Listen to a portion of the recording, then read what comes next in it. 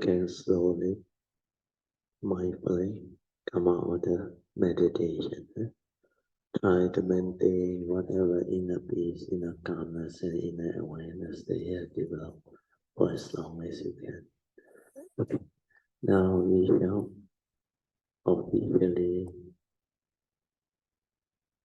do the invocation to the devas.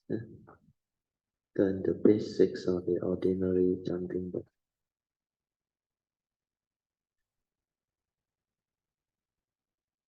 Invocation to the devas. In this universe in their entirety, let the deities or devas come here. Let them hear the good teachings of the King of Sages, which is heaven and release, Nibbana. This is the time to listen to the teaching. This is the time to listen to the teaching. This is the time to listen to the teaching. Samanta Chiyakawalesu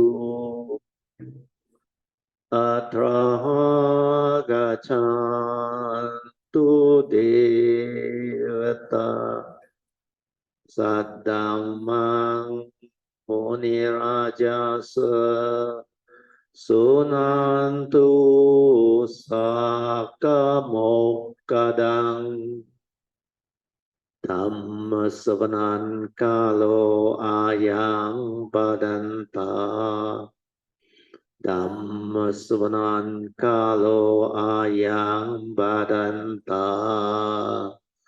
Dhamma savanan kalo ayang padanta Namo tassa bhagavato Arahato Samma Sambuddhassa Namo tassa bhagavato Arahato Samma Sambuddhassa Namo tassa bhagavato Arahato Samma Sambuddhassa Iti Piso Bhagavan Arahang Samma Sambuddho Vijja Charana Sampanno Sugato Lokavido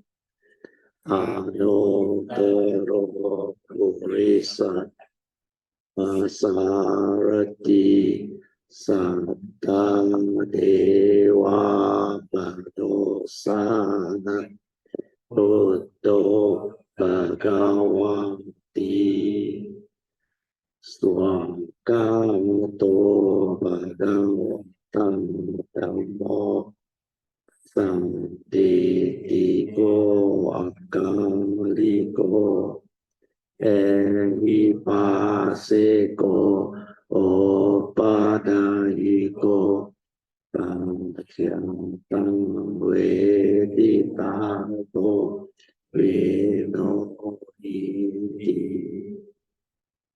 Supatipanno Bhagavato Sangha-sangho Ujjupatipanno Bhagavato Sangha-sangho Nyaya-patipanno Bhagavato Sangha-sangho Samicipatipanno Bhagavato Sangha-sangho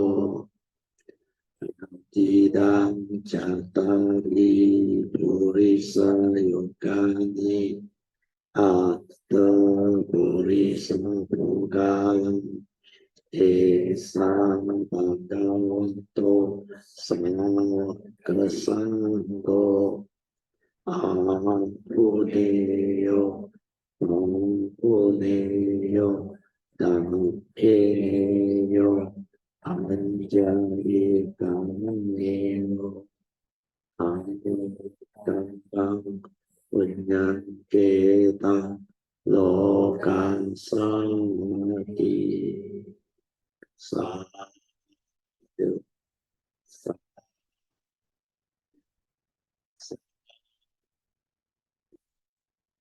Okay, now you develop the faith, sada, curiosity, then mindfully we shall proceed with the briefing for the taking of the Bodhisattva vow.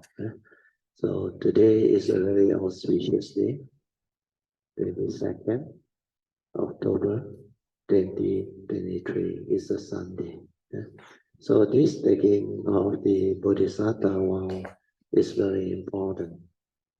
So you have to pay attention, then develop the faith. And when I read through the briefing, pay attention, then develop the saddha, virya, then the understanding. Faith is very important.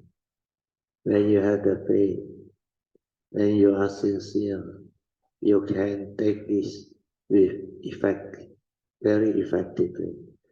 Means you can plant the seed of bodhi with understanding, faith, and special, unique quality of mind. Then through invoking power of merge, you shall actually plant the seed of bodhi deep into your nature so that it will take effect. Whether when you take rebirth, whether you choose to come or you have to come, this bodhi mind that you have planted, the stability of it, the effect that you have actually developed through understanding, through faith and sincerity, this will be activated at any one time. And most of the time, it will be activated early, at the earliest sign, at the earliest condition that manifests. Then all this understanding that you have cultivated before will come back to you. Will come back to you. Then you don't have to, like every life, have to start over again and wait for your good karmic condition to encounter the wise, those who have the understanding to teach you, then learn over again. No need. That's why this Bodhisattva vow, which is very unique, is very important. Okay, turn to page 87 of this book, Cultivating the Bodhisattva Way. This is the book you must read through, develop the understanding. Then the saddha, the faith, the understanding, they will all fall into place. Well, this book actually is very unique. I will now commence by reading to you the preface.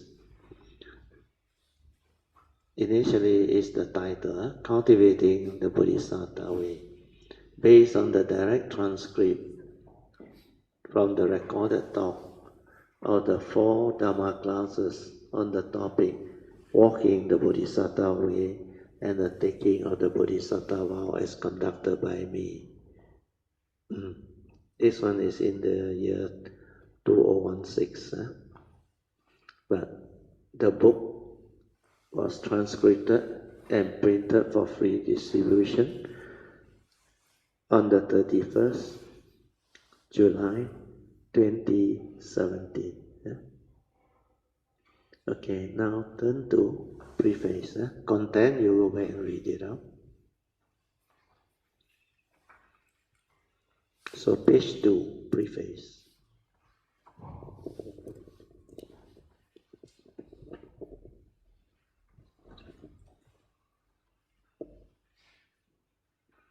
This book is compiled from the combination of 4 transcripts arising from 4 different Dhamma talk or Dhamma sharing delivered by Brother Teo, which is me, on the topic Walking the Bodhisattva Way and the taking of its vow over a period of 2 years.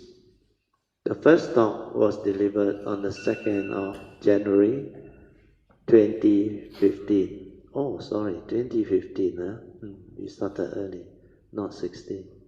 Followed by the second talk, 19 April 2016, and the third Dhamma sharing, 26 April 2016, and the fourth one, 28 September 2016.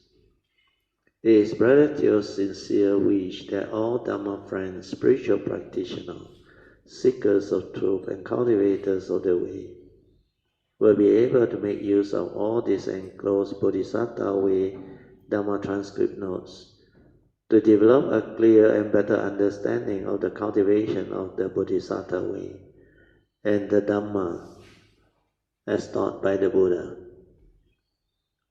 so that they may progress along the path of Dhamma to become more virtuous, nobler, and wiser human beings, to be a blessing to all of humanity and the world. As these notes were mostly compiled based on direct transcript from the recorded talk, dated all those dates that I mentioned before, the texts are aligned as closely as possible to the colloquial speeches in those talks. However, some editorial amendment has been made to the text without distracting from the essence of the talk. With this, it is hoped that readers can adjust themselves accordingly to better understand its true meaning and intent. A good way to do this is to listen to the recording before reading through this transcript note. But even without listening to the audio file, it's okay because this one is very complete. So you read yourself down there to listen to the recording. All the links are there. Otherwise, you go to the website brotio.com. They are all there. Okay, then we skip the acknowledgement. Turn to page 87.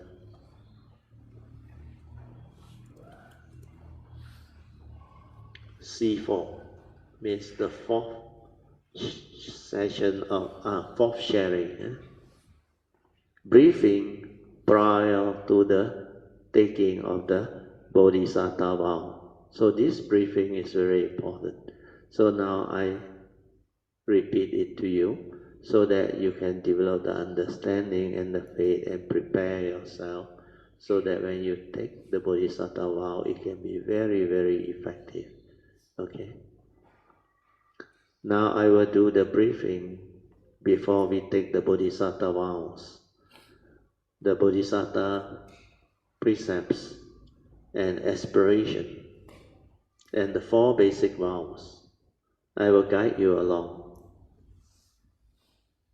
This book, there was a book from Master Sen Yen Fa Si, the late Master Sen Yen Fa Si of Huagusan. He wrote a small booklet. In one of the spiritual trips when I went to Taiwan, we visited the 4 great Buddhist traditions. So when we were there at Huagusan, it was as usual. All these spiritual way places, they were very beautiful, very meaningful, and a lot of things actually happened. The way place was very conducive. Then we were there, they actually attended to us very well.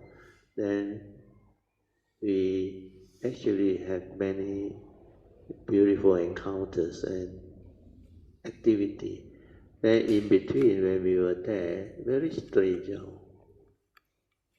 The booklet, actually I saw it.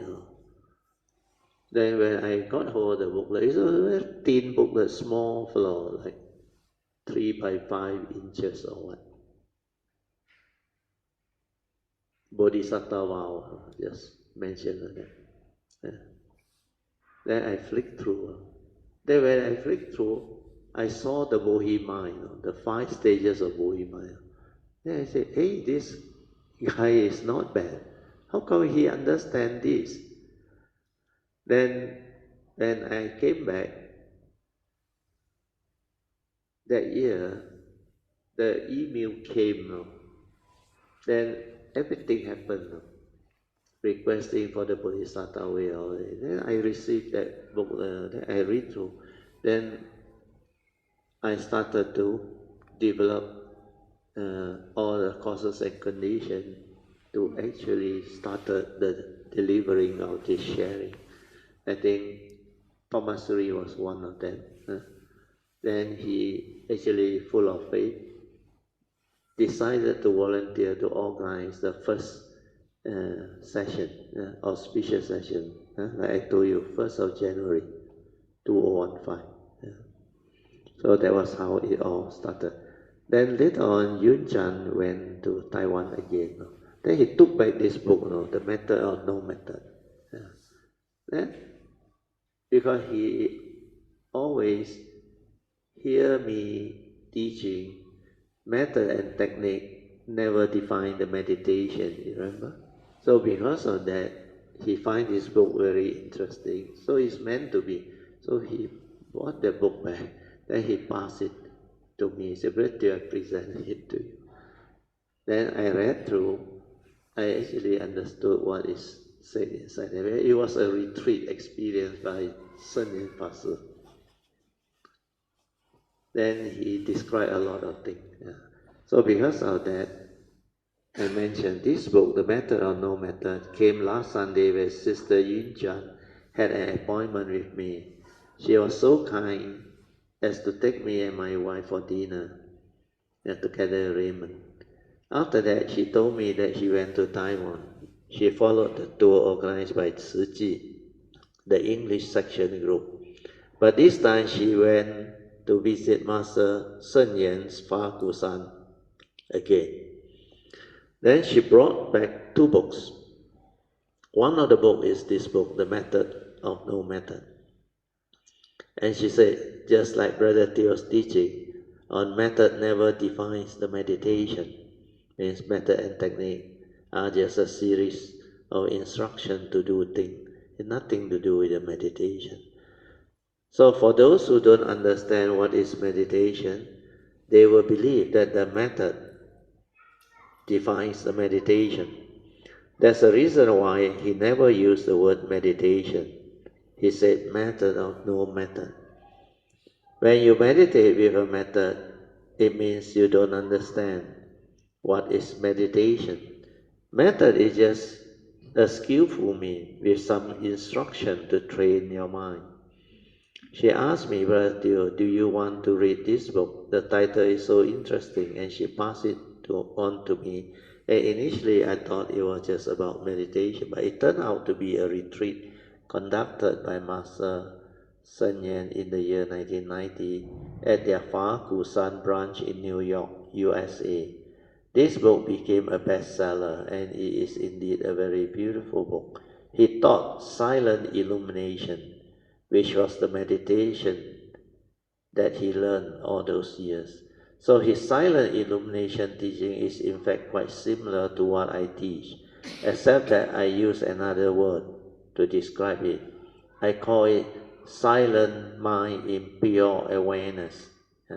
So he said silent illumination, because I think he must have seen the bright light, the illumination within. But actually, when you are in pure awareness, you are completely different. Many things can manifest. So to him, silence without illumination means without pure awareness inside. You understand? That's why a lot of people who do samatha meditation, they also silent in absorption, one-pointedness, the mind blank out. But there is no illumination inside. Means they are not in the state of awareness with the true mind. So I always say, meditate with the silent mind, with clear awareness within. He also knew that silence without illumination is samatha meditation. Later on, I will read to you. Then you will understand illumination is awareness. You must have the ability to be silent with a free mind. not a conditioned mind, with full awareness in the midst of your daily life. And that type of samadhi is the real one, not the one that sits like a statue and has no illumination. Illumination doesn't mean you saw light, understand? Huh? It means clarity and awareness within. It can live life, it can understand things, and it can awaken to the truth, not in absorption, not in one-pointedness concentration. Then there is another part which he talked about, the Bodhi mind. Now this one is very relevant to our taking of the Bodhisattva vow, which was what I wanted you all to develop the understanding. But I didn't expect this topic to come so fast. At first, I thought I would teach you all stage by stage initially, maybe just to let you understand the importance of planting the seed of Bodhi, to develop the Bodhi resolve to walk this way, the Bodhisattva way. Then only I will slowly teach you all the other relevant understanding. But then this book came in the nick of time. When I read it last night, I was full of joy because the part on the Bodhi mind is really beautiful. Then I decided to photostat the book for some of you. But before I send it out for photostat, I used my handphone to WhatsApp the 3 important pages for you to read first. These 3 important stages are what I told you. I saw the 5 stages of Bodhi mind development to realize Buddhahood. It's clearly listed in those pages, page 39 to 41 of his book. That's why the moment I read, I knew what it was, because I went on that training and I took that path. And my nature had the understanding of all the 5 paths. Then the one that I have realized and cleared is the 3rd and the 4th. So because of that, I tell myself meant to be. That's why in this sharing and briefing, I explain the whole thing. Yeah. So now you listen. This is the part that will give you the faith, the understanding, and the necessary, what they call, understanding to go this way, how to optimize it, how to develop it, so that that faith, that sincerity, and that resolve, you can actually build it up to plant the seed of Bodhi deep into your nature. Because when you make this type of vow with sincerity, faith, and very strong determination, adhitthana, then you invoke power of marriage. This is going to be very, very effective and very profound, or they call potent. Okay, now you listen. When you take the Bodhisattva way, the first stage of Bodhi mind development is to aspire sincerely to walk this Bodhisattva way, so that the seed of Bodhi is planted deep into your consciousness, deep into your nature. Then I ask, is this first step very difficult? Is it very difficult? No. Aspire sincerely with the faith and understanding to go this way, also cannot do. Don't need to cultivate, only develop the faith, the understanding to aspire, to plant the mind of Bodhi. That's why I say, is it very difficult? Is there any danger? And there is none, isn't it? So forget about what these people tell you.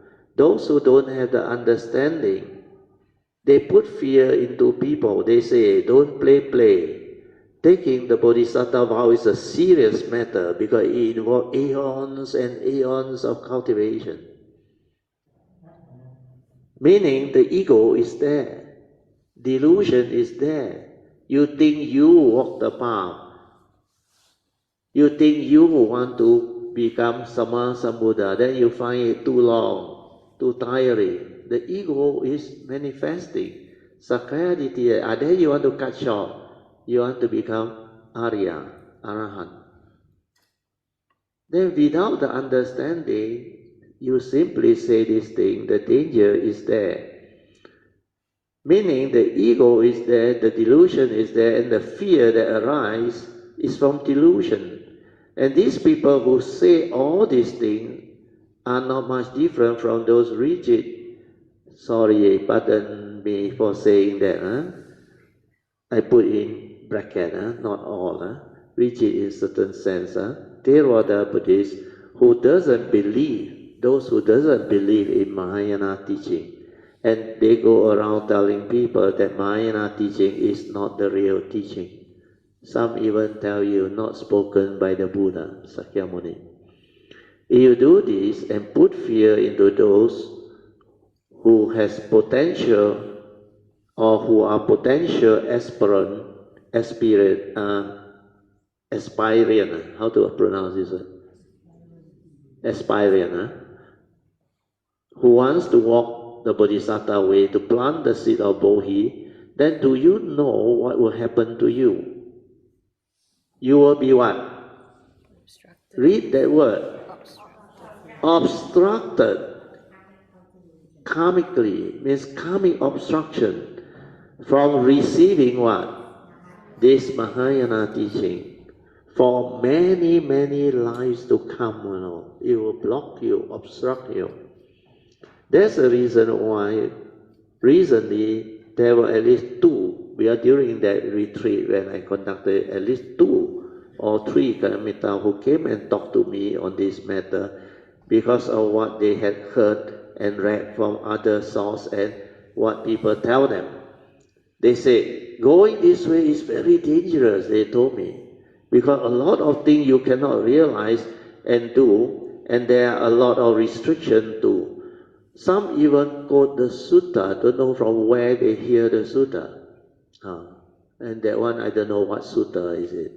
So because of that, I actually share it. Then I said, a lady said, I am not ready.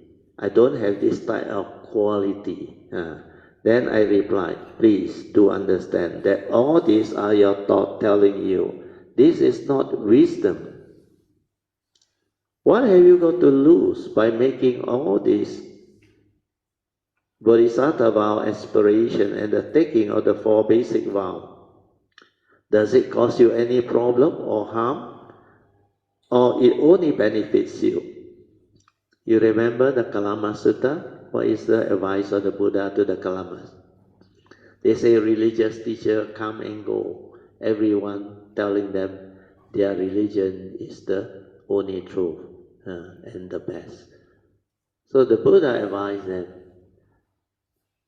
whoever he may be, whether he has title, robe, religious, or whatever, he said, please don't believe any of them, including him, the Buddha. Then he advised them, very simple check, he said. Whatever they advise you to do, you put it to test, you check. If I do, does it harm me? Does it hurt me? Does it cause me karmic negativity? Or harm others, affect others, and cause karmic negativity to others? He said, if it doesn't, then what have you got to lose? Then after that, if you give it a try, because you got nothing to lose, if it happens to be the truth and stand up to investigation, you get all of the benefit. Understand or not? But even if you follow it, it doesn't hurt you, harm you or others, then the worst thing is what? if it's not the truth, then you only wasted a bit of time, understand or not? What is the danger? So all this understanding need to be established, otherwise your karmic obstruction will come and haunt you.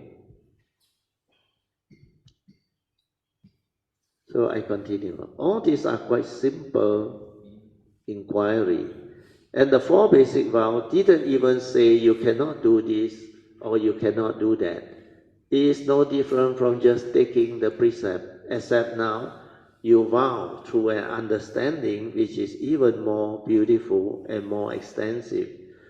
So I will give you this book at that time for those who have the understanding, condition and affinity to receive it. Then after that, the Yun Charan Neo Mai.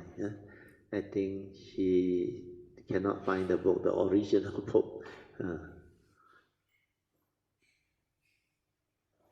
Okay. Then somehow we asked around the original. I think finally he got it back.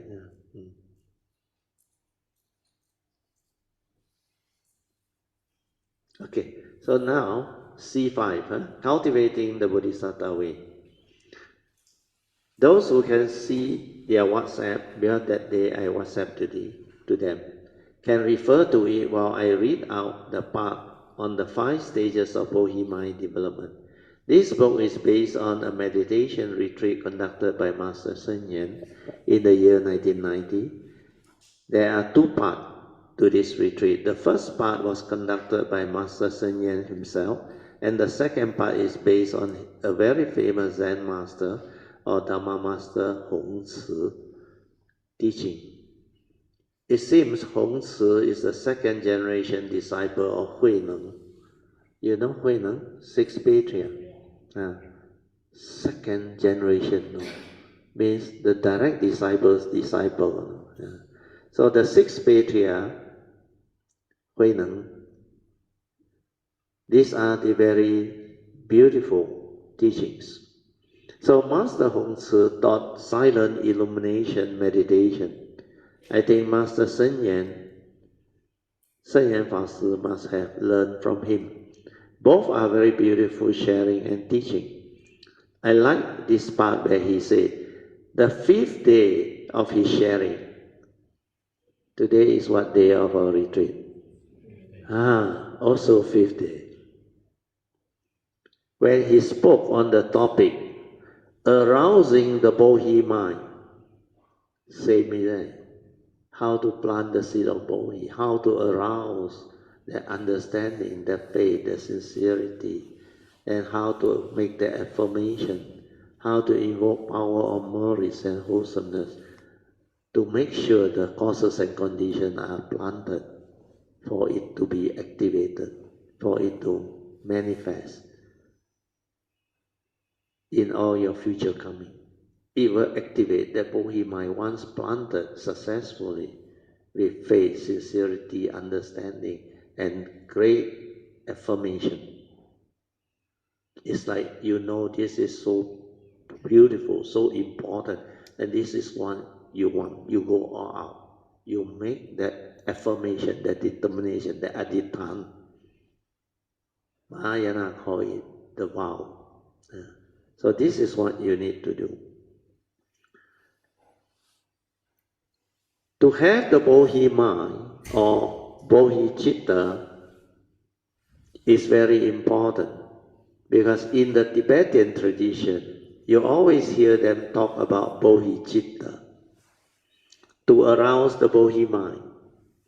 Bodhi means enlightenment, just like the Bodhi tree, the tree that makes the Buddha enlightened when he sat underneath that faithful Bodhi tree on the night of his enlightenment. Do you all remember when we were in Taiwan? About 2 or 3 years back, I think a lot of Kayamita went with us. Even Brother Sui An's mother was also with us. We went to the temple, Zhongtai Chan Si. What did the abbot, who was over 90 years old, told us in the booklet he wrote? He said, he built that temple or way place not to become famous, not to be a monument, for tourists to come and visit. Do you know what his main intent was? He said, millions will come and visit this place every year. No? That figure is not a joke. No? Yeah. Especially those who have the affinity. Well, when we were there, it was full of people. He only need to have at least one of them from these millions. After they come and visit, they can feel, recall their past, and renew their seed of Bodhi, or plant the seed of Bodhi to walk this way. Or those who have the affinity can develop the faith when they are there. And they somehow got the condition to decide to plant the seed of Bodhi. He said that single wholesome thought of Bodhi is very important. And if even only one living being among the many that goes there, that go that way, finally realizes Sama Sambuddhahood, then all the money and effort and expand and hard work they do is already worth it. This is how cultivators of the way will understand all this. That the reason why they will do a lot of this wholesome thing or activity. We were there at that temple and it was so beautiful. We were so fortunate. They even invite us to go up to the very top level of the pagoda, which was about 7 or 9 stories high. And that special Buddha Rupang, which was housed inside it, I think is Medicine Buddha, Yao Sifo. It's very huge, that Medicine Buddha. The whole area, the energy is so beautiful, so fine, and so intense. And we had the chance to go up to the uppermost floor to see it. And they even took us to all the rooms to see all the other beautiful Buddha Rupangs and relics, the great beings Rupang and relics. The energy there was so soothing and so good. When you are there, your faith will be enhanced. And this is what I meant by having the condition to plant the seed of Bodhi with faith, to walk the Bodhisattva way. And then you listen. To have Bodhi mind is to arouse the altruistic mind of enlightenment. This is what you need to understand. Do you know what is the meaning of altruistic? Altruistic means doing something without expecting anything in return. And you can do it. It means you are very, very beautiful in your understanding. Means selfless. You just want to help people without any expectation in return. Which means you do it for others, service above self. So an altruistic mind of enlightenment is really beautiful, where you just want to help people, develop the understanding and the wisdom leading to the awakening, and do things for the good of the many. Devote your service for the welfare of many. That's why these people with the altruistic mind is selfless without the ego. They know form and mind only, no reality. So their understanding and approach is so different. Excuse me. Then he said, without the Bodhi mind, one can at best liberate oneself or practice worldly samadhi. They use the word worldly samadhi. This is very true, I say. That's the reason why if you don't plant the seed of Bodhi and walk this Bodhisattva way, at best you can only liberate oneself or practice worldly samadhi. The samadhi in which one still has attachment. Actually, this one is inverted comma. Do you know the meaning? This is what he meant by thought-based meditation, where the self is very strong the Sakaditi. Sakaditi is self-delusion, the self-striving, meditating, doing all those things. So he said, if you do this without the Bodhi mind, it means the enlightenment thought, which is your true mind. If you don't meditate with your true mind, if you use your mundane mind or thought to meditate, then what happens? That's why he says it's worldly samadhi. One can at best liberate oneself, means you think there is a person to liberate and practice worldly samadhi. So when you base it on thought-based Dhamma, do you know what type of samadhi you will have? You may think you have got the Dhamma, and you may also think you have the samadhi. But the fact is, you still have attachment. That's the reason why he said you practice worldly samadhi, the samadhi in which one still has attachment. Therefore, the Bodhi mind is the foundation and primary focus of all Mahayana practitioners who walk the path of Bodhi, to walk the Bodhisattva way. Renunciation means disavowing attachment, fame, self-benefit, and worldly attachment or clinging. That's why renunciation is one of the perfection. So the 10 perfection, one of them is renunciation.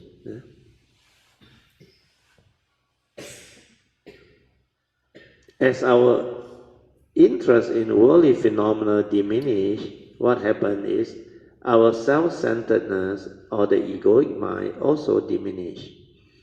You cultivate without the mark of a self because you come for the living being. That's the reason why all of this attachment, they will be severed. Then what is renunciation? Renunciation is to renounce all those things that are not real, so that you don't deludedly attach, cling, and hold on to them. And he didn't explain this part because to him, he assumed others should understand. That's why, because of my understanding, I explained it to you. Whatever there is within the phenomenal world, not real, you cannot hold. That's why renunciation is wisdom actually, nikkama. Then you can renounce. You don't have delusion. When you cannot renounce, means you give meaning, you grasp, you cling, you hold. And to them, to you, all these are like very real. But the deep meaning is the final summary of the First Noble Truth that the Buddha expounded or proclaimed. What is the final summary? What did the Buddha say? In short, it is due to your self-delusion or sakayaditi that condition you to cling, grasp, and hold onto the 5 aggregates of form and mind. The upadana khandhas, the 5 grasping aggregate, that is the cause of suffering.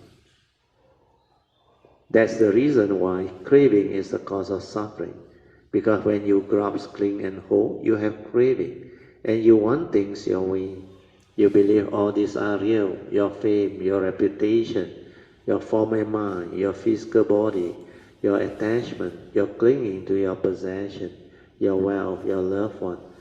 All this you hold, including the phenomenal world, the property, your wealth, your business, everything else. Do you think you can own anything? All of your prized possession or antique, etc., even your own beautiful car, wife, spouse, and all these other things. When you understand attachment is the cause of suffering, then you will understand why you must cultivate the opposite of attachment, which is renunciation, nikkama.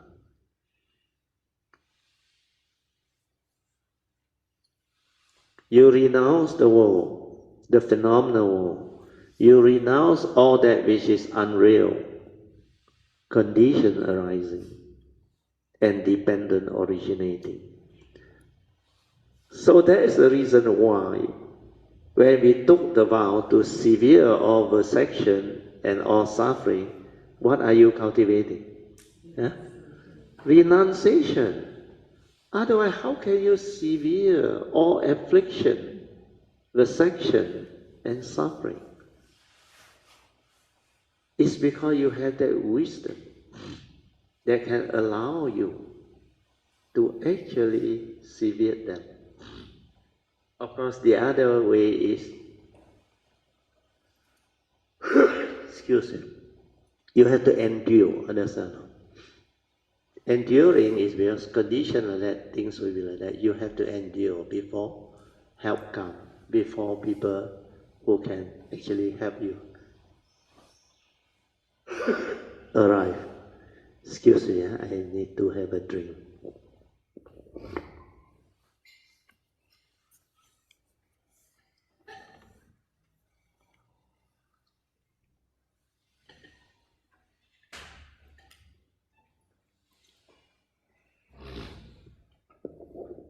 Okay, I need to skip a bit because we need to actually take the vow after this. Okay, the rest of the page, I think you go and read up yourself. Because this one is connecting the vow to all the perfection.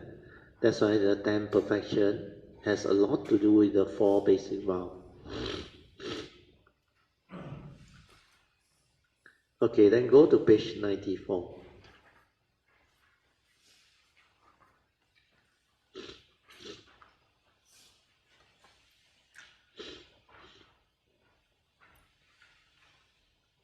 Somewhere in the middle, second paragraph, of good conduct, of upright conduct, of wise conduct, and of dutiful or responsible conduct is the order of the noble disciple of the Buddha, and these are the marks and virtue of enlightened being. If you don't have this quality, then you have to check your cultivation. So under salutation Rasanga, all these are very clear. Then I say, apart from sincerity and trust, oh sorry, this one is about marriage, you read yourself, we skip.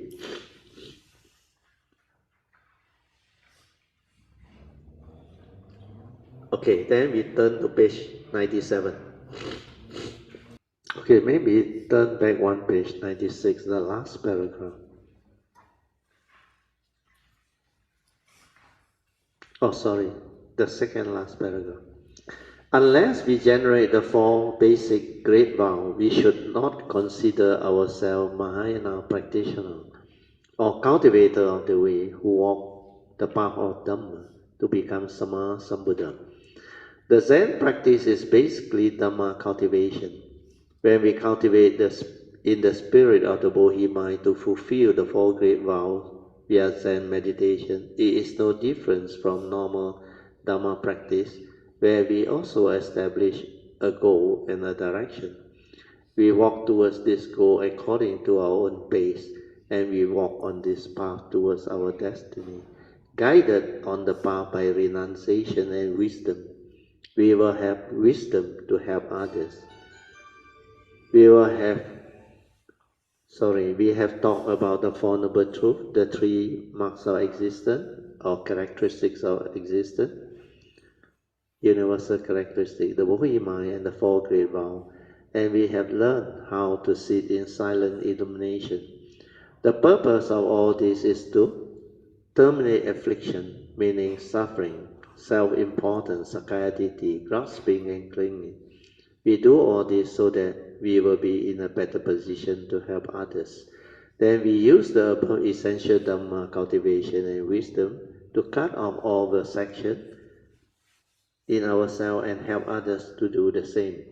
In so doing, we realize renunciation and compassion, which is none other than the Bodhi mind.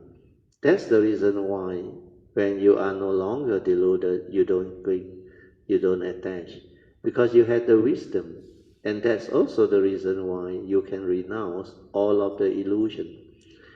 In the Avatamsaka Sutta, or the Flower Ornament Sutta, Huayan Jing, there is a phrase where there is a phrase, there is this phrase, when the bodhicitta or the bodhi mind is generated, one ultimately attains Buddhahood. That's why once you plant this, ultimately you will realize Buddhahood.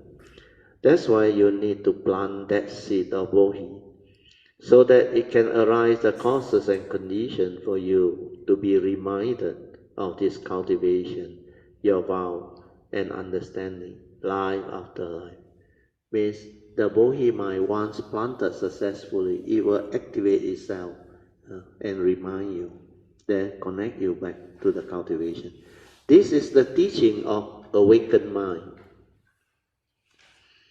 Entering the path of Buddhahood, arousing bodhi mind, may be much or it may be little, but it is an accomplishment. You may not fulfill this path completely, but you have at least gained a strong foothold, and you are certain to attain Buddhahood in the future. In that sense, one attains Buddhahood when bodhicitta is generated.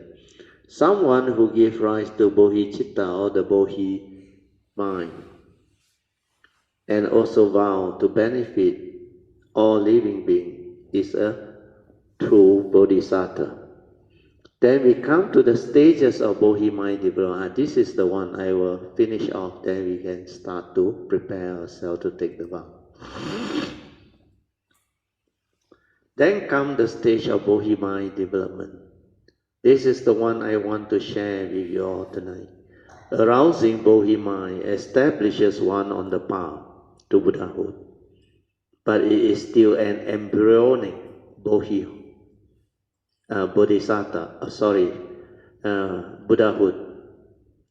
According to the Mahaprajnaparamita Sutta, the Great Perfection of Wisdom Sutta, complete Buddhahood is realized after you have fulfilled all the 5 stages of bodhi mind development. The first stage of bodhi mind development, I ask again, what is the first stage of bodhi mind development? It is the bodhi mind that first aspires to be a Sammasambuddha. We are making the resolve, adhitthana or aspiration sincerely with faith.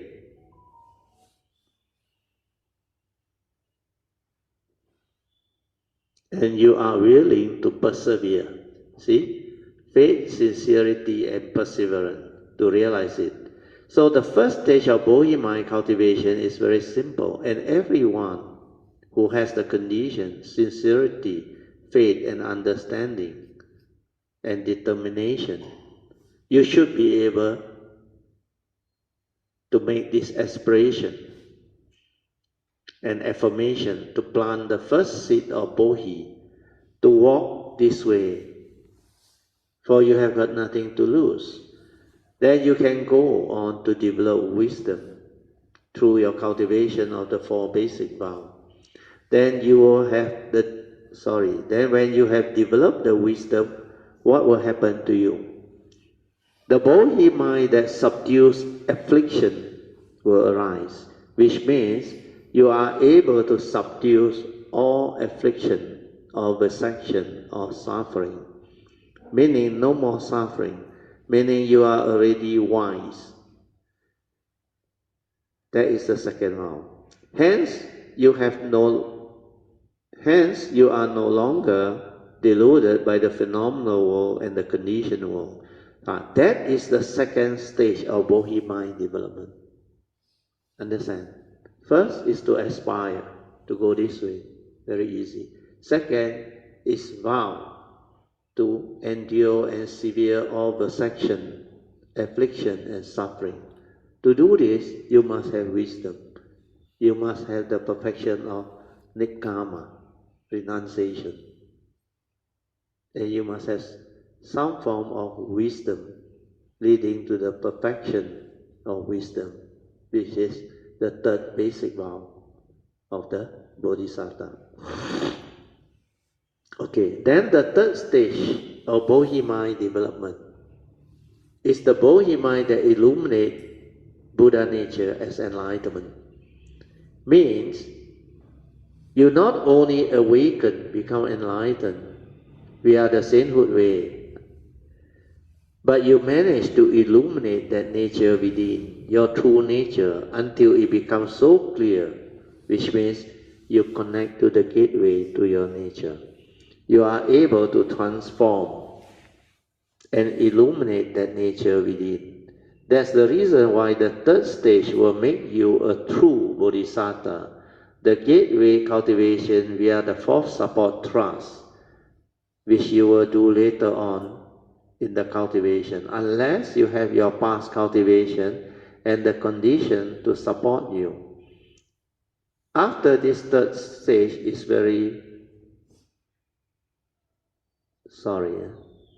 and this third stage is very powerful. After this, you will never regress.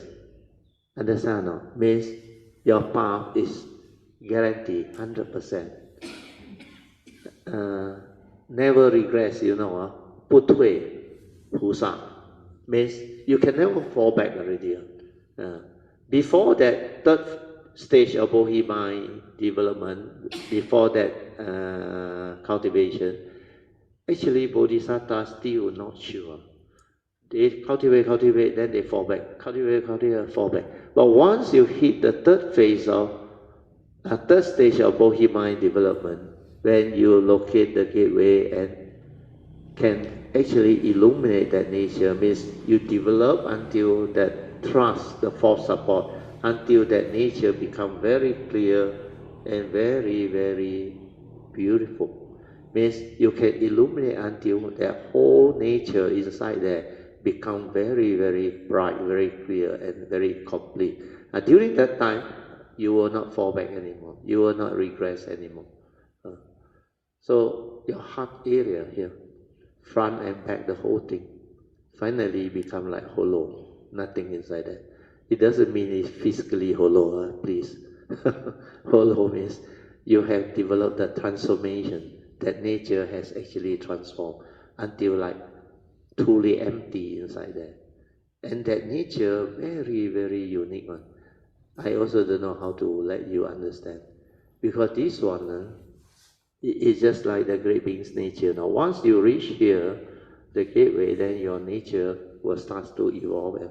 Like this one now, it's already evolved until a lot of cultivators of the way and being who have the ability, they can draw tap from here without them knowing. And they will sense it on very strong one.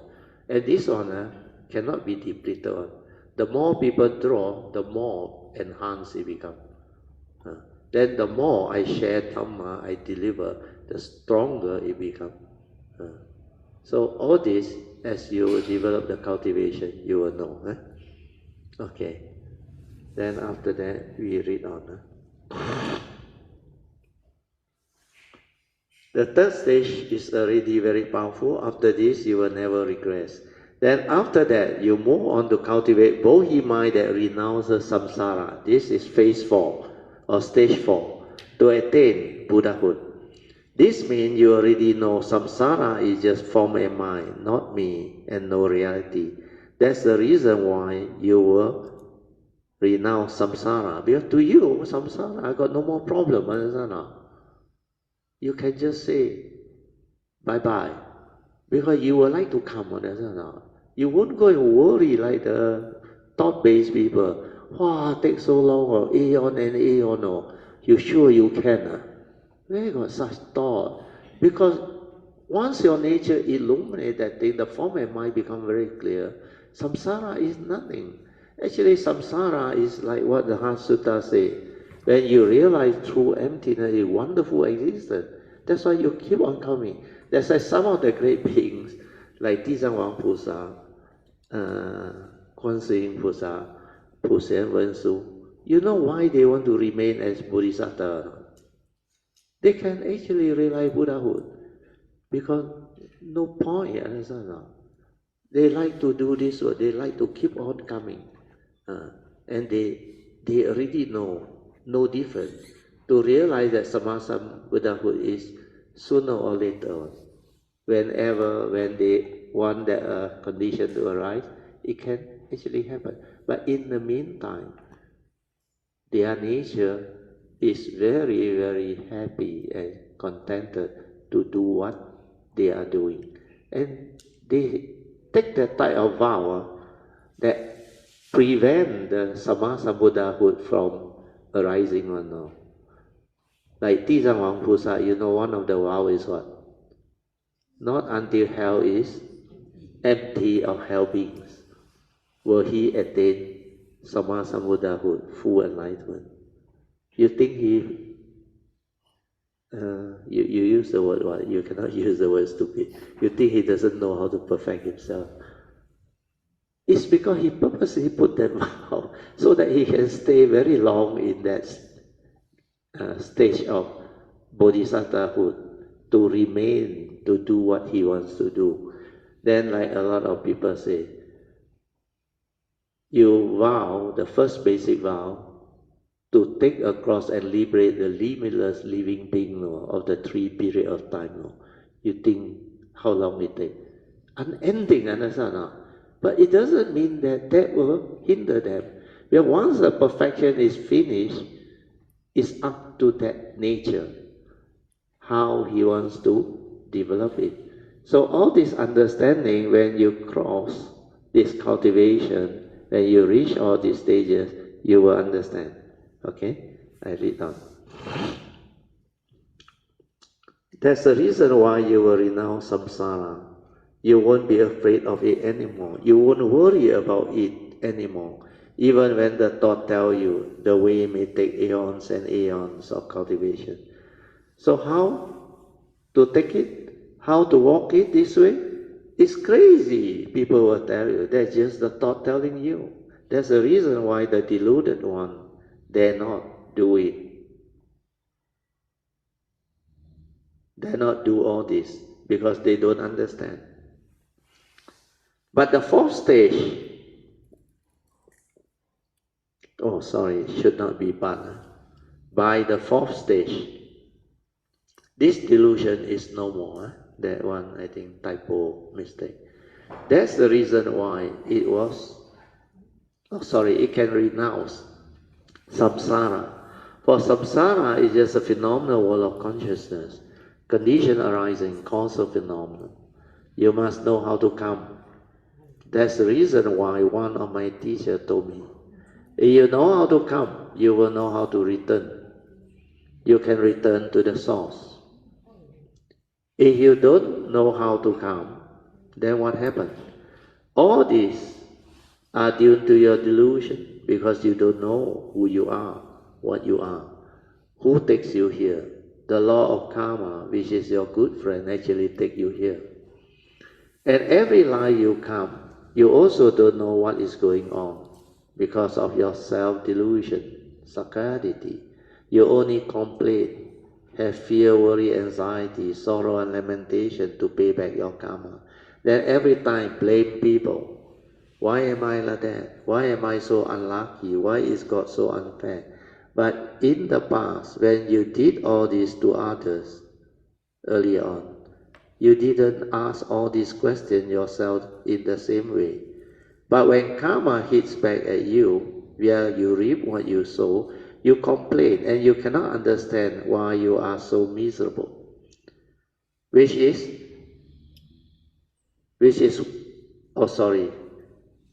then you complain, why is everything not right? You make other people miserable and fearful because you don't have that right thought or sympathy towards them through your delusion. You heedlessly continue to do all those karmic evil. And life after life, when you come, you have to pay back all this karmic debt. So these 5 stages of Bodhi mind development are very beautiful. The last stage is Bodhi mind of the consuming, which means you reach the pinnacle of wisdom and compassion. You complete the Bodhisattva way training. Means you complete the training to become Sammasambuddha. So you have completed the cultivation of the 10 perfection to become Sammasambuddha.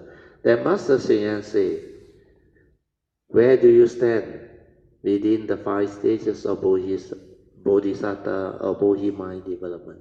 So every time you cultivate, ask yourself, which stage are you on? Understand? No? So the first stage is very easy, no need to do anything, no cultivation involved except faith, sincerity, perseverance, understanding. Then plant the seed of Bodhi firmly, Aditan. Okay? The next paragraph I want you all to read together. If you are very confident, you should say at least what? Stage 1 is very simple, isn't it? Because you just have to aspire with the understanding. So you don't have to worry, for you have got nothing to lose, but everything to gain. Or have we not yet generated the Bodhi mind, which means first stage also you don't have. So which one you want? Up to you, okay? So are you ready? Yes. Okay. For those who are ready, get hold your yellow card. So before we actually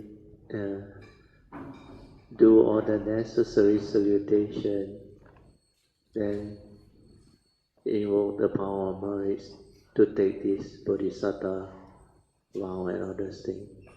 I will read through to you the yellow card so that you know what it is, so that when later on when we take the vow, we shall together recite. And when you recite, you must develop beforehand the faith, the sincerity, the affirmation, and plant the seed of Bodhi so that it can develop that type of efficacy that is needed for it to take effect.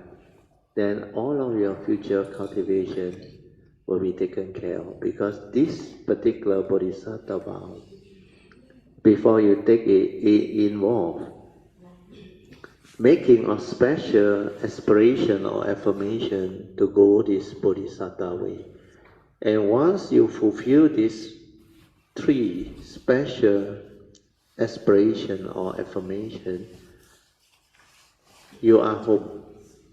Because in future, whether you choose to come as a normal rebirth human being due to ignorance,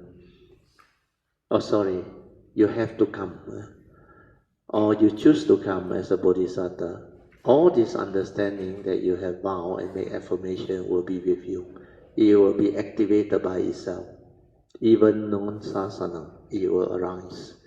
And that nature, you have those things. Then very fast, you can connect back. Because whatever in nature you see, your mind becomes your, because of the Bodhi mind, you will have the condition to actually develop the understanding. Then all of a sudden, like Huining, he heard the sutta, Diamond Sutta, just that stanza. The mind must have no dwelling. He connect and he become like amazingly different, awakened. That's why you want to know, what is this that you are reciting? If you are already on the path with the Bodhi mind planted, all this aspiration, affirmation and vow that you make, they will actually arise. That's why the Bodhi mind, Buddhism, that mind or enlightenment is the mind that will activate itself to actually give rise to this ability.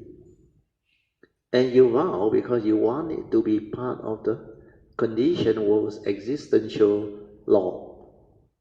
That's why it's connected to the nature's law, because of this vow. That it will have its efficacy to manifest.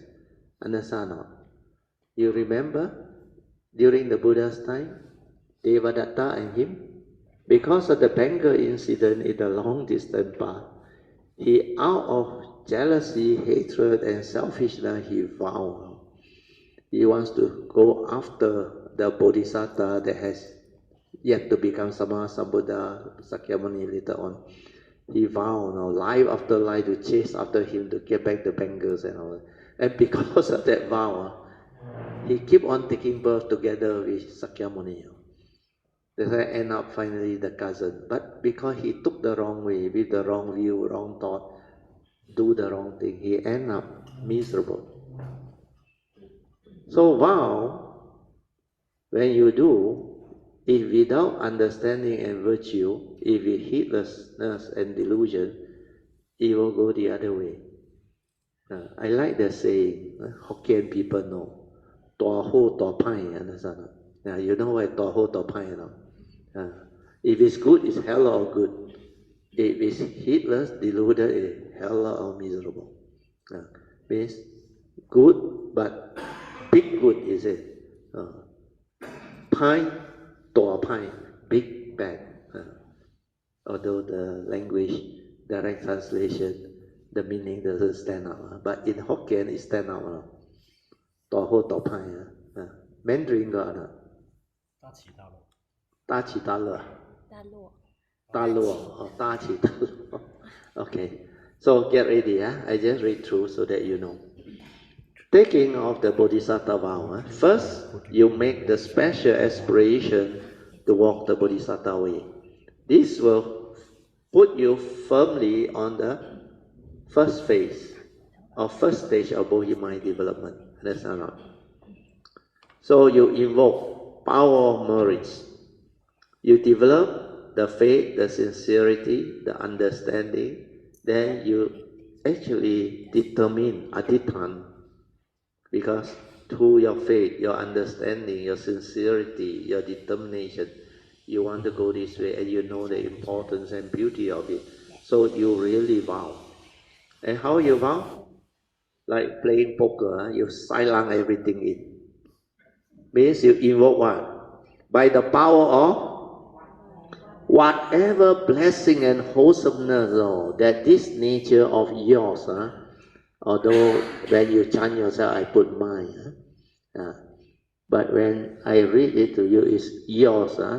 Means this nature of yours had cultivated from the distant past until now. No? Is this silent or not? Huh? You know what is silent or not? Everything in. From the distant past until now, you really make the affirmation. May arise the causes and conditions for this nature of mind to have the following right Dhamma understanding, life after life, whenever it chooses to come or have to come in the form of a form and mind. So the first three is the important right view, spiritual law of karma, law of dependent origination or the dwelling, paticca samuppada or citta niyama, and the Four Noble Truths, Dhamma niyama. Then to understand the two aspects of the five aggregates of form and mind clearly, via the direct seeing, to realize that they are all conditioned arising entity, causal phenomena, hence impermanent, leading to suffering, not me, non-self, and empty. That this so-called human being or living being, the five aggregates of form and mind, is just a karmically conditioned vehicle and tool for me to come to this existential world, to develop the cultivation and experience all of the beauties and wonders of life. So use it with wisdom to arise the right thought, right speech, right action, to be a blessing to all and not to be deluded by it. To constantly recite with understanding the following Dhamma profoundly. Rupang anicang, Rupang anatta, Vedana anicang, Vedana anatta, Sanya anicang, Sanya anatta, Sankara anicang, Sankara anatta, Vinyanang anicang, Vinyanang anatta, Sabbe sankara anicang, Sabbe sankara dukkang, Sabbe Dhamma Anatta. Then after that, the third aspiration, having developed all the above right views, this nature of my vow to always keep the three sets of pure precepts, following the advice of all Sammasambuddha. So the Bodhisattva three set of pure precept is slightly different from the advice of the Buddha to normal Theravada cultivator of the sainthood way. Dhammapada verse 183 is just avoid all evil, do good, and purify the mind to realize the enlightenment, the wisdom. But this one, the three set of pure precept of the Bodhisattva, is an enhancement. You see, the first one, instead of only to avoid all evil, you also have to understand what constitutes evil.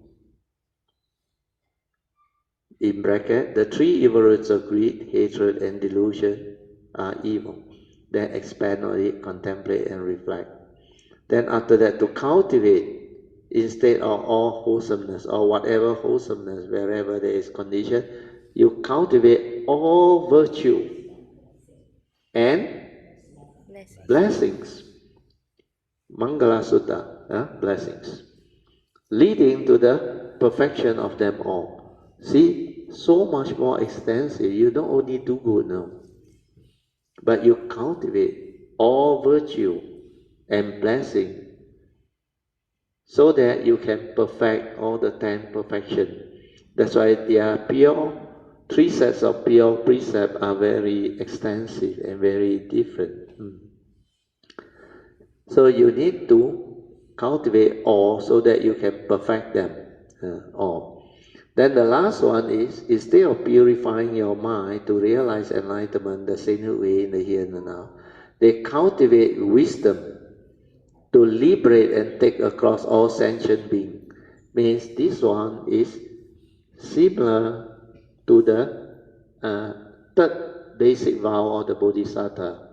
The third basic vow of the Bodhisattva is, I read to you, this nature of my vow to cultivate and penetrate all Dhamma to realize the perfection of all wisdom.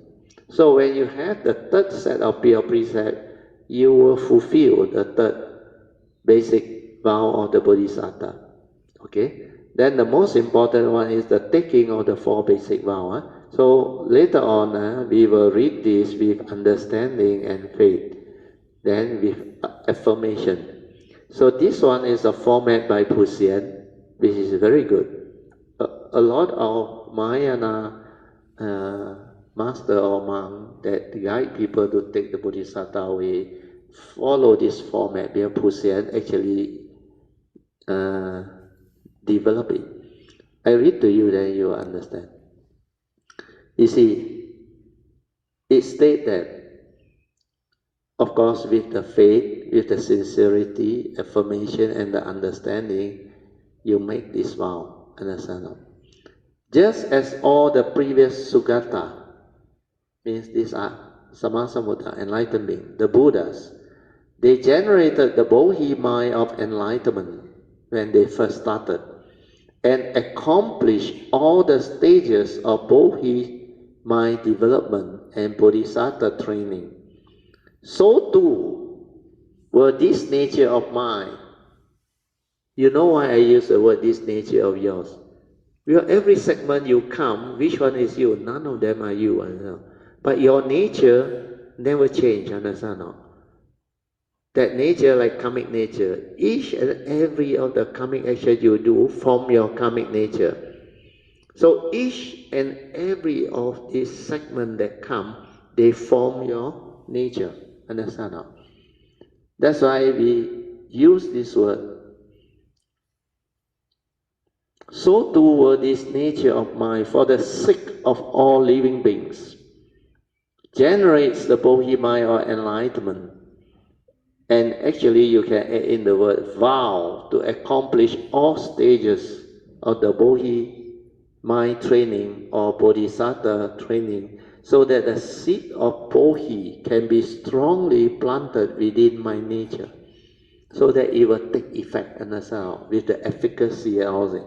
And then only we continue this nature of my vow with utmost sincerity. Read together. Sincerity, faith, and these three very important to walk to perfection. This Bodhisattva way we are taking the following four initial basic vow of a Bodhisattva.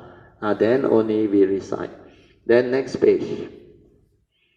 Third, additional vow to break all karmic obstruction. Afterwards we will read through. Then additional miscellaneous vow to enhance your cultivation. This one you can add later on when you have the understanding. Okay, so the thing clear. Okay, so now we will start. Let us compose ourselves, develop the faith, saddha, virya, then mindfully we shall take the Bodhisattva vow.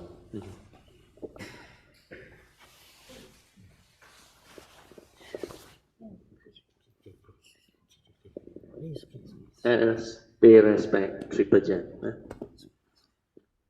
Arahang Sama Sambuddho Bhagava Buddhang Bhagavatang Abhivademi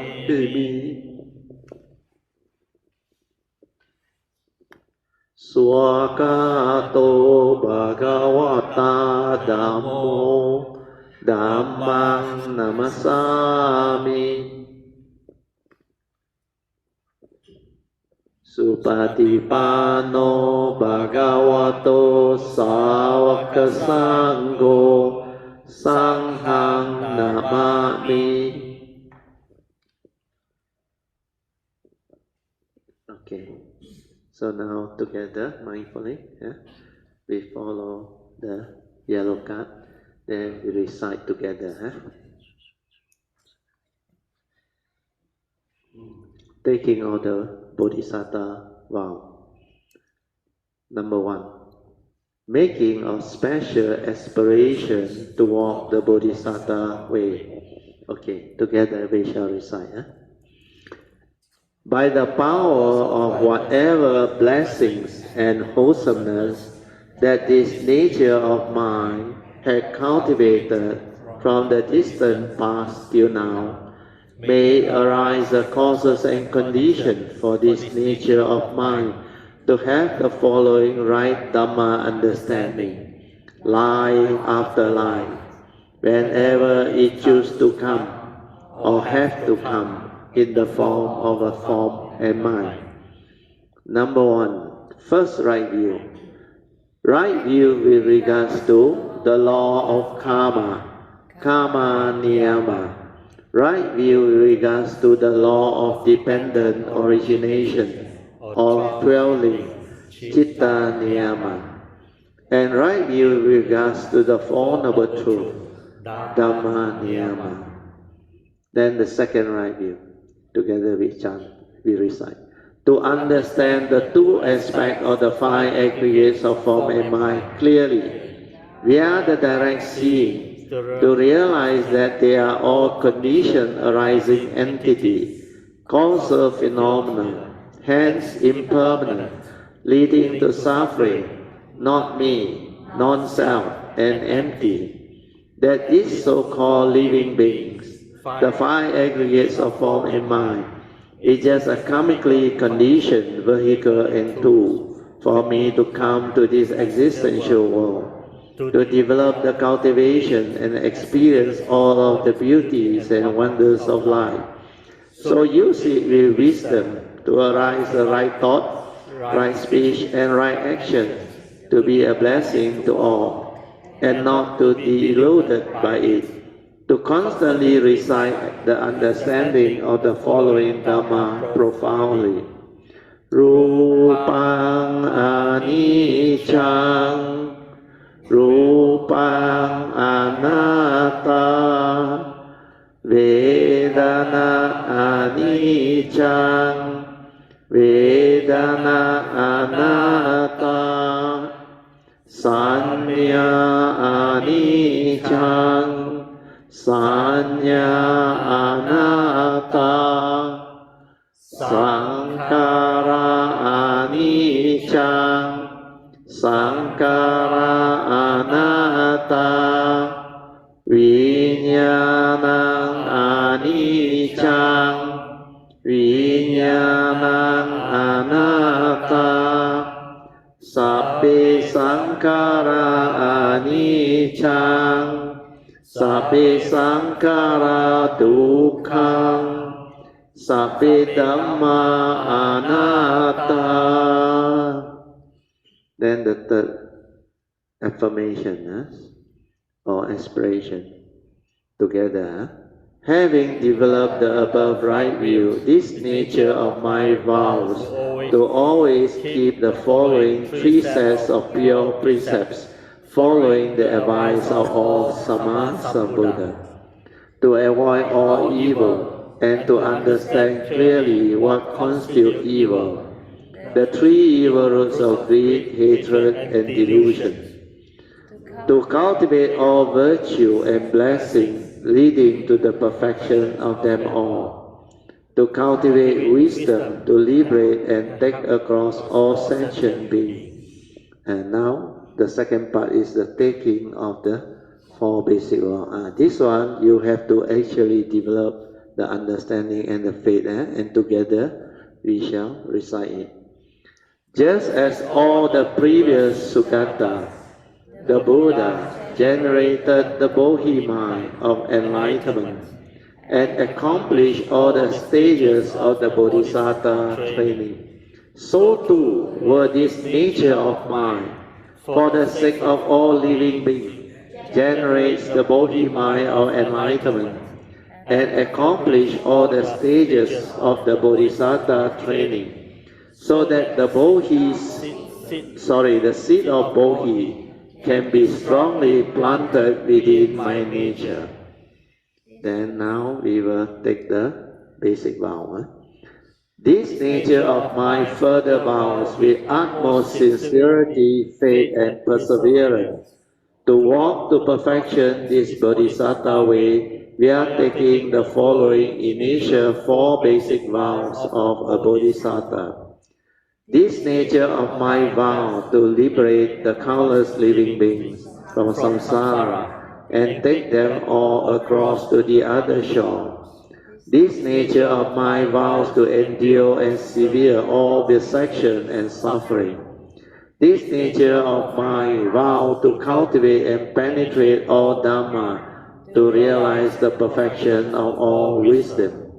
This nature of my vow to perfect the 10 paramitas or perfection, to realize the unsurpassed Sammasambuddhahood. Okay, page 3 is additional vow to break all karmic obstruction, to bring about the way. So this one, you take it as a very important guide. Whenever you confront any of the First Noble Truth reality that you cannot resolve, first thing to do is to ask for forgiveness and repentance. So if you have done this, your life will be very smooth sailing. Okay. Now we are together recite. If by action, speech, or thought, whether knowingly or unknowingly, we are ignorant, delusion, and heedlessness, that this nature of mine had offended or done anything wrong out to the triple gem, the Buddha, Dhamma, and Sangha, this nature of mine would like to sincerely ask for forgiveness. Then whomsoever from the distant past until now, whether knowingly or unknowingly that this nature of mine had caused any karmic negativity, misery, suffering, or misled, this nature of mine would like to sincerely ask for forgiveness from them all. May my sincere request for forgiveness be accepted by all, so that all this karmic obstruction can be amicably dissolved, or watered down, or lessened, thereby enabling this nature of mine to continue with its cultivation, to realize the true Dhamma with ease. This nature of mine also vow to repent, and from now onward vow never to repeat any of this karmic negativity born of greed, hatred, and delusion, by following the advice of the Buddha, to avoid all evil, do good and purify the mind. We are striving on with heedfulness to keep the 5 precepts and cultivate the Buddha Dhamma diligently, so that we will never violate this law of karma again whenever it arises. Then the last one.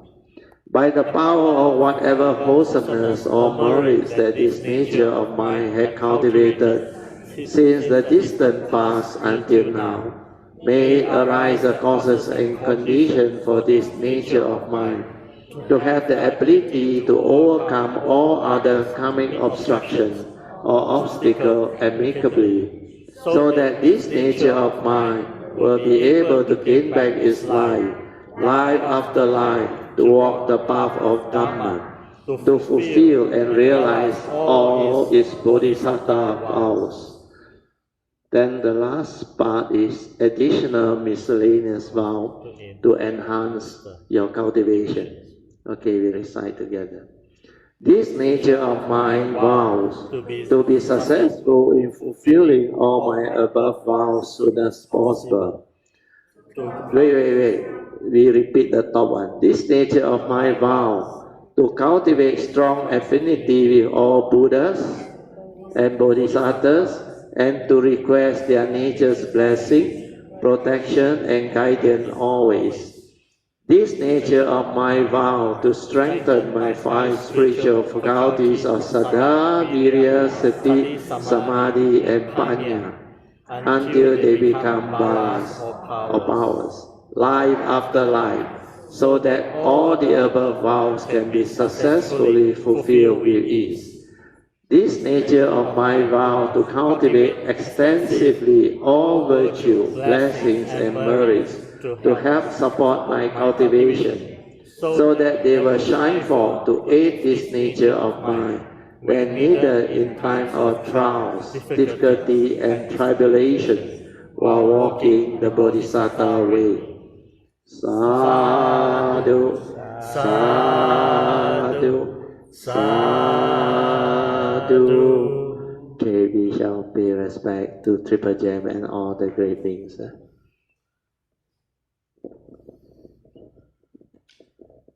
Buddham pujemi.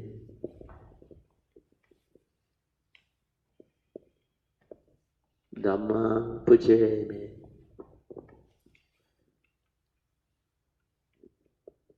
Sangham pujemi.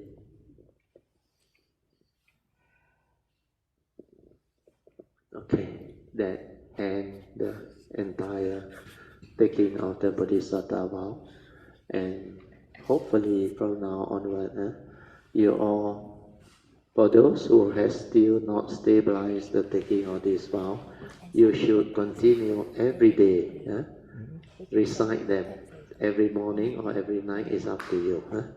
Then you must do it for at least for 6 months until it has established itself, until it has become a part of you.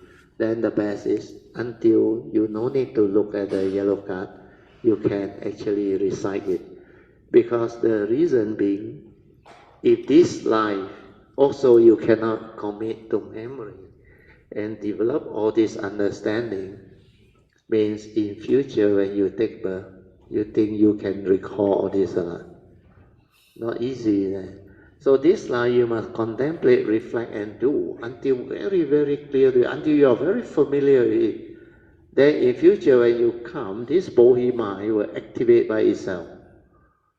That's why you don't go and think, like that, attend one retreat, one session, finish, kautim already. Not like that. At least the basic, sincerity, faith, and persevere, you must do until this one really go in. Understand now? Until it becomes part of your Bodhi mind that is firmly established within your heart, your nature, so that it can be there to help you. It will activate by itself and causes anger. Because this vow and all this aspiration and affirmation that you make has become part of the nature's law.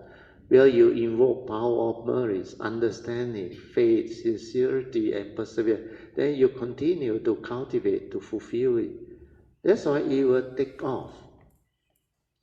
It will have its efficacy. Okay? Let us rejoice. Huh? Sadhu, sadhu, sadhu. Okay, how much time do we have still? Oh, still half an hour. You want to meditate? Or you want to finish all the Heart Sutra? We are behind time actually. Okay, we continue with our Heart Sutra. Page 97. Tell me, now I need to rest my throat already. Page 94. No, 97. 97 already. Page 97. 18th Heart Sutra class, part 1, 1.1. Daily mindfulness is very important to enable one to realize the real Dharma as taught by the Buddha. Without this daily mindfulness via an awareness of all actions and movements, feelings, content of consciousness, and Dhamma that arise and pass away from moment to moment within the present moment, the real wisdom cannot arise. When there is no wisdom, one will be conditioned by one's delusion, whereas wisdom leads to joy, peace, love, compassion, and harmony. How you interpret or perceive a life situation or a phenomenon at every moment of sense experience is very important. When you have wisdom, life itself is your teacher. The enlightened one will perceive all things with wholesomeness only. Develop the wisdom to be at peace with all situations and learn to accept the reality of the moment, so that one does not have to react to or worry about life, but instead always act with wisdom, following the Noble Eightfold Path to resolve all the life situations amicably. So this second paragraph is most important. Read through and understand it and develop the ability to live it. Then you will become beautiful. You will progress. Okay, next one. Okay, 1.2. The four right efforts. The four right efforts are 1. To abandon the unwholesome actions, speeches, and thoughts that had already arisen. 2. To prevent the arising of the unwholesome thoughts, speeches, and actions that have yet to arise. 3. To develop or cultivate the right thoughts, features, or an action that are still not in you. 4. To maintain and refine upon any right thoughts, speeches, and actions that are already in you. Part 2, Heart Sutra Lessons 18, The Conditioned Body, page 35 to 39. 2.1. Three types of suffering. There are three types of suffering. 1. Suffering within suffering. In the most obvious ordinary form, dukkha dukkata, suffering within the physical form like birth, old age, sickness, and death. If the mind where delusion clings and attached to this bodily suffering, then there is double suffering. There is not only the body is sick, mind is also affected. 2. Suffering due to the unsatisfactoriness of conditioned state, sankhara dukkati. Suffering due to mental attachment via attachment to the sankhara aggregates of mind. 3. Suffering caused by change, viparinama dukkata. Everything is impermanent or unsatisfactory, and if one cannot accept this reality or this universal characteristic of impermanence, then suffering will arise via wanting good things your way. Note: suffering due to change as explained on page 43 of the Buddha's Ancient Path by Piyadasi Thera. Viparinama dukkha comes under the category of unsatisfactoriness due to impermanence. All the pleasant and happy feelings that man can experience fade away and disappear. As the Buddha says, even the feelings that a yogi or meditator experiences by attaining the four meditative absorptions, jhana, come under the category of viparinama dukkha because they are transient, anicca, dukkha, and subject to change, viparinama dhamma. But the dukkha mentioned here is certainly not the pain and suffering that people in general endure. What the Buddha points out is that all things impermanent are unsatisfactory. They suffer change every moment, and this change brings about unsatisfactoriness. For whatever that is impermanent is unsatisfactory. Yada nichang tang dukkang. That is, there is no lasting bliss. Part 3 Meditation 3.1 How to progress along the path of Dhamma? Question 1. As always emphasized by Brother Teo, right understanding and right view are very important. If one lacks this, then how can one progress along the path of Dhamma? Brother Teo replied, according to the Buddha, the first of the Noble Eightfold Path factor is Samadhi, or right view. Without this right view, you can't proceed with the cultivation of the Noble Eightfold Path, which is the meditation as taught by the Buddha. Because if your views are wrong, then your thoughts will be wrong, as thoughts and mental intention condition your speeches, actions, and the way we live our life. Then all the other subsequent path factors of the Noble Eightfold Path will also be wrong.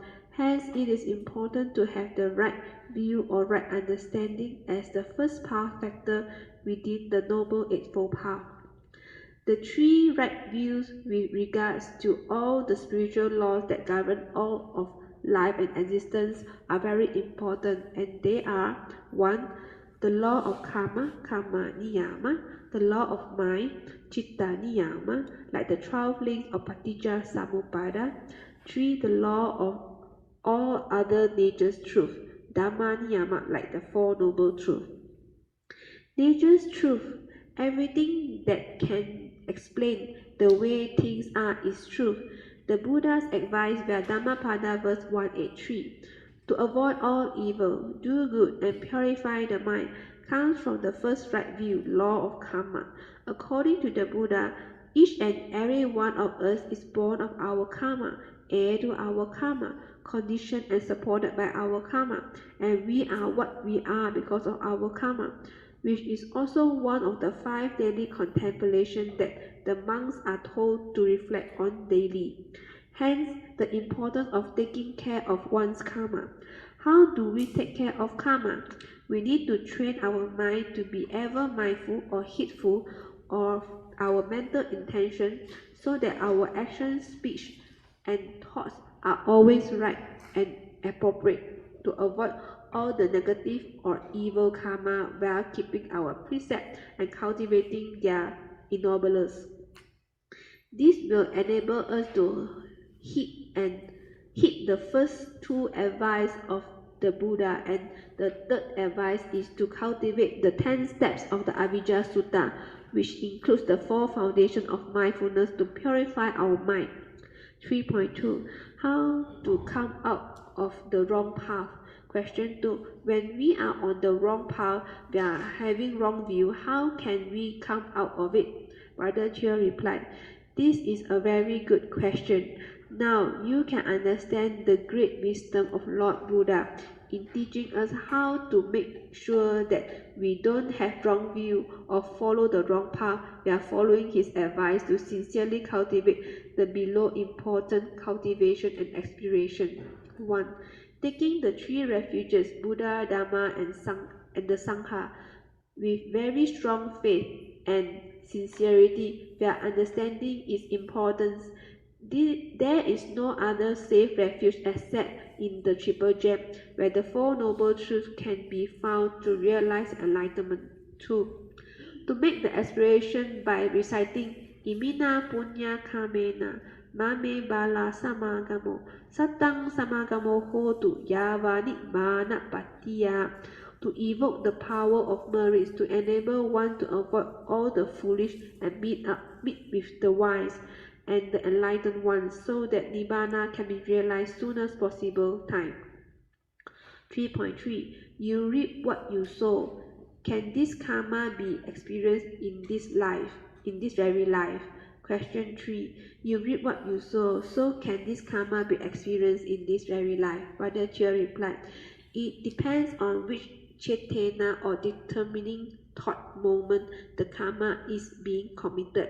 According to the Abhidhamma, there are 7 determining thoughts moment or chetana or mental intention to condition karma, and if it happens during the first determining thought moment, then it is only effective this life, if there is condition for it to arise. Otherwise, it will cease to be. Similarly, for the 7th determining thought moment, it will only effective up till the next life, if there is condition for it to arise. But those occurring between the 2nd to 6th determining thought moment will be around at all times. So the answer is it is possible to experience them even in this lifetime, just like how you reap the result of your hard work while studying and later on working in this life.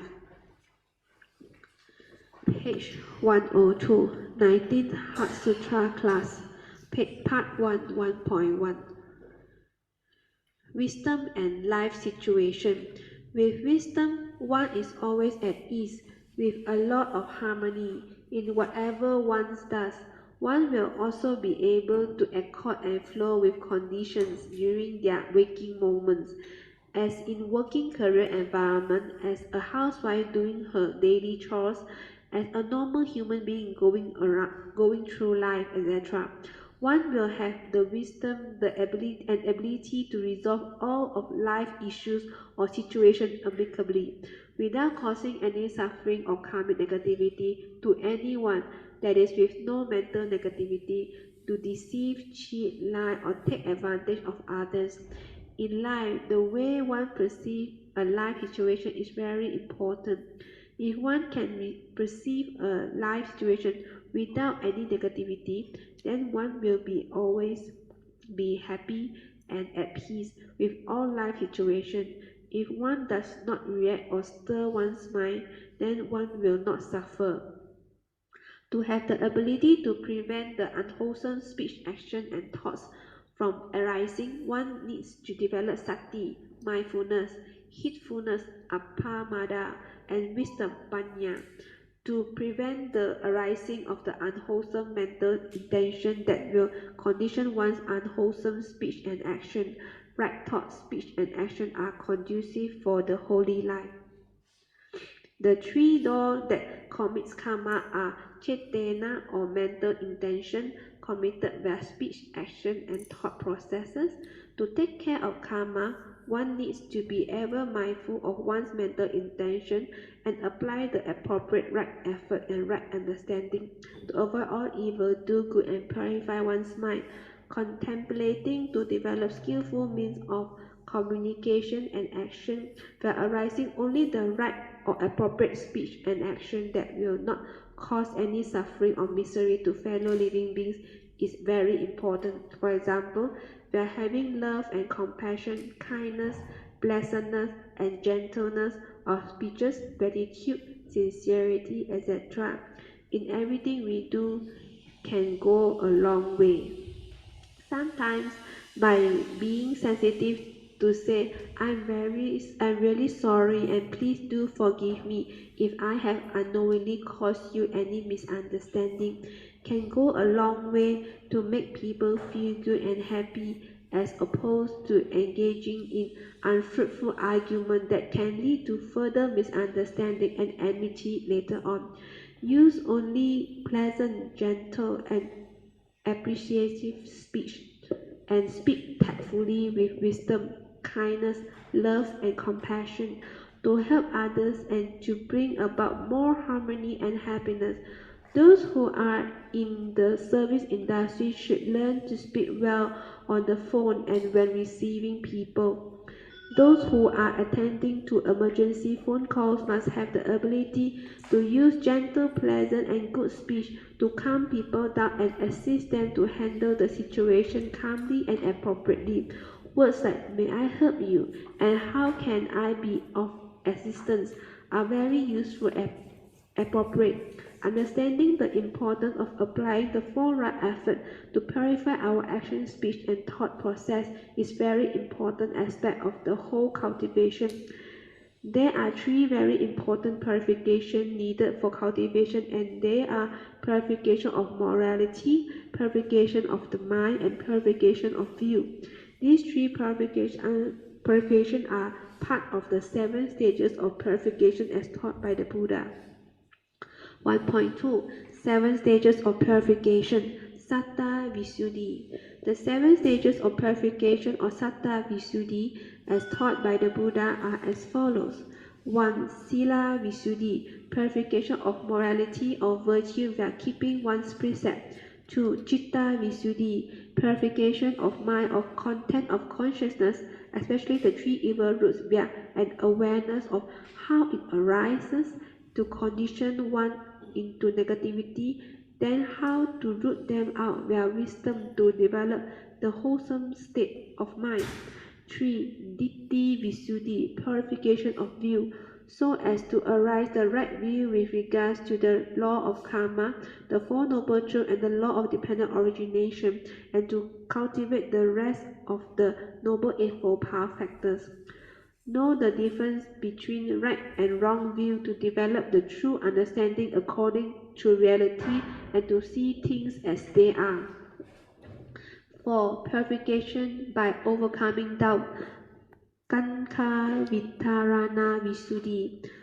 No more doubt because it has overcome the 10 defilements of insight that binds the cultivators to complacency and misguided belief of realization.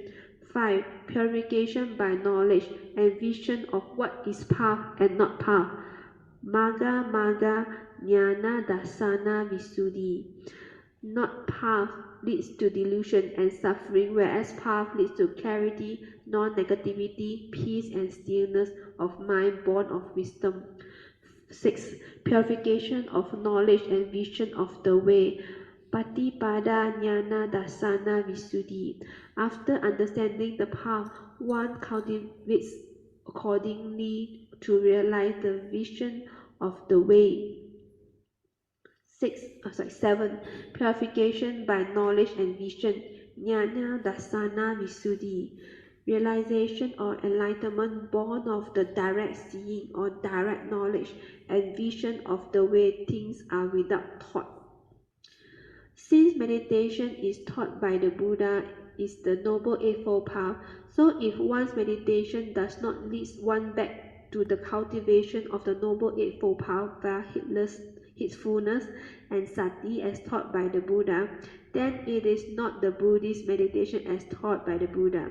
If after having experienced a fantastic meditation experience, one may think that one is already enlightened, but if one's action, speech, and thought processes are still very crude, with a lot of wrong view and delusion, then one must check what type of enlightenment that is.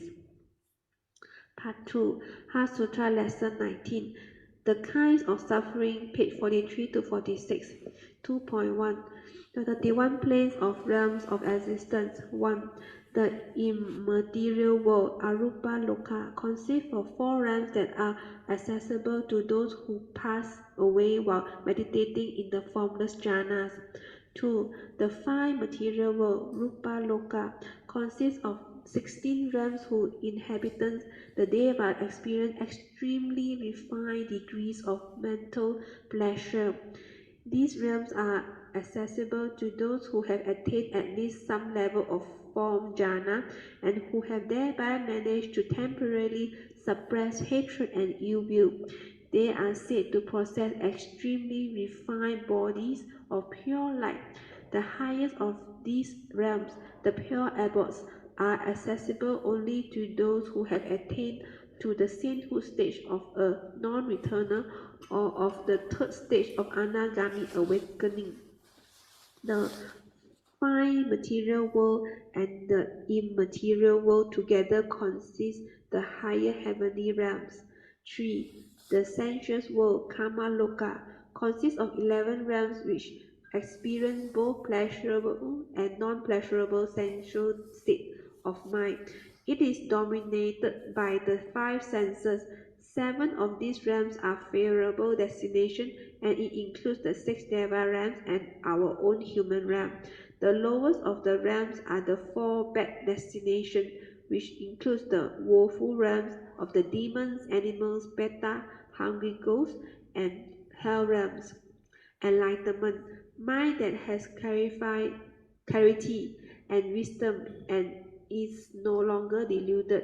Genuine wisdom is with complete clarity and understanding. Third noble truth, cessation of form and mind leading to nibbana. Form and mind cease to be. Part 3 Meditation 3.1 Reports of Meditation 1. I have followed Brother Teo class for almost 19 weeks by now. I can feel the calmness and peace within more often now. I can sit for 1 hour and feel light-hearted with more clarity, joy, calmness, and peace within most of the time. My mind is a lot quieter and less heedless. That is, with very much less wandering thoughts. When faced with problems, the mind is not so afflicted like before. This one is very good. This Kayamita, actually, she came to the Sunday class, Wu Ping Ching Sir, and I think within 19 weeks, about 4 months, she progressed very well. You know who she is? Anybody? You all don't know who? Yes. Oh, Srihan remember. Sister Monica, yes. After that, she became very different.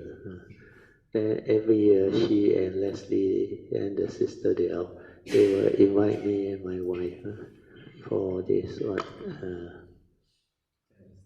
Chinese New Year makan. They got a club somewhere, or they will book a restaurant somewhere. Because they have a lot of gratitude, joy. Because this style meditation actually transform them. So I read to you again so that you understand. He said, I have followed Brother Teo class for almost 19 weeks by now. I can feel the calmness and peace within more often now. I can sit for 1 hour and feel, see, the characteristic is what? Light-hearted, with more clarity, joy, calmness, and peace within most of the time.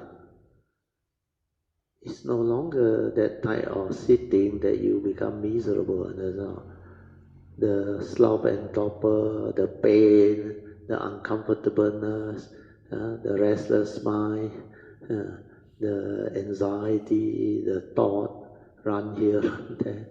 So all this is not meditation. Actually, you come to retreat to train your mind to be peaceful, to have the awareness, to insight the phenomena, to develop the understanding. But instead you come here and become miserable for what? You might as well stay at home, drink a cup of coffee, go for tea, go for a movie, or catch up with some friend. You feel better, or go for an evening walk. So all this are a lot more comfortable. When you know how to meditate, you become different. When you don't know, that is the result. That's why this will give you faith. Then he said, my mind is a lot quieter and less heedless. There is with very much less wandering thought. When faced with problem, the mind is not so afflicted like before. This one really helped her. Then read on. 2. My daily mindfulness has improved. Now when I encounter problems, the mind is not so easily stirred.